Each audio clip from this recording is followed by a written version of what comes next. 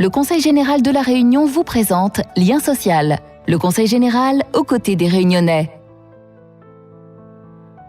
Le goyavier, ce petit fruit rouge qui annonce la fin de l'été, juteux, agréable en bouche et le plaisir de la cueillette en famille. On en fait des desserts de toutes sortes, des jus, des tartes, des glaces. Mais derrière cette vision champêtre se cache une toute autre réalité.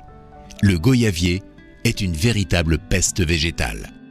Cet arbuste longiligne a pour caractéristique de se répandre très vite et a tendance à envahir les zones où il pousse, au point de dégrader, d'étouffer le reste de la végétation qui l'entoure.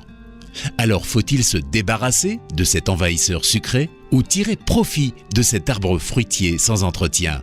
On en parle maintenant dans Lien social.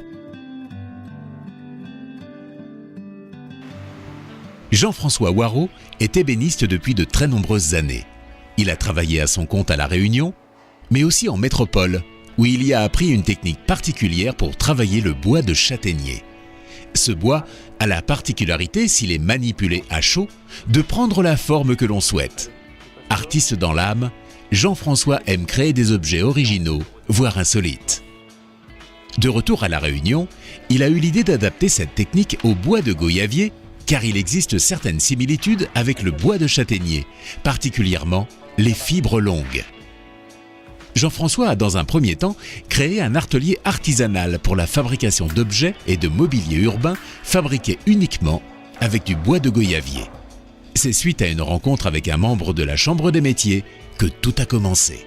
Un animateur économique de la Chambre des métiers m'a proposé de tester le bois de goyavier. Paraît-il, il peut avoir les mêmes spécificités par rapport au bois de châtaignier qu'il travaille là-bas. C'est-à-dire il a la fibre longue. Quand on le ceinte ou on le redresse, il ne se casse pas. Suite à plein de prototypes et de tests sur quelle piste de développement ou d'écoulement de produits on peut réaliser, en mars 2011, la présidente m'a interpellé et m'a demandé si je voulais pas de ce savoir-faire qui était encore embryonnaire, de le mettre au service du Conseil général et développer à travers l'insertion des jeunes les savoir-faire à transmettre. Séduite par cette technique et son résultat, Nassima Dindar a eu l'idée de demander à Jean-François de dépasser le stade artisanal et développer cette activité de valorisation du bois de goyavier. Une démarche volontariste qui offre plusieurs avantages. Obtenir une matière première bon marché, tout en débarrassant certaines zones d'une peste végétale.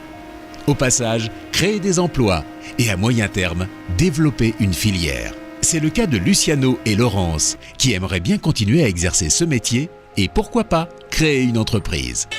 Je voudrais bien développer plus le métier de goyavier pour être un patron, pour avoir une petite entreprise à mon compte. Alors j'ai eu un bac pro menuiserie agencement à l'école L'Horizon. Ensuite, comme j'ai pas trouvé de travail pour l'instant, j'avais le BAFA et j'ai travaillé dans l'animation.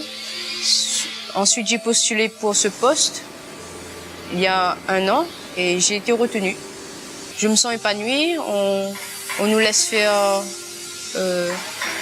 travailler notre imagination.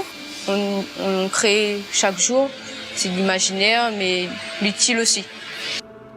On peut réaliser toutes sortes de choses avec le bois de goyavier, tout aussi originales les unes que les autres.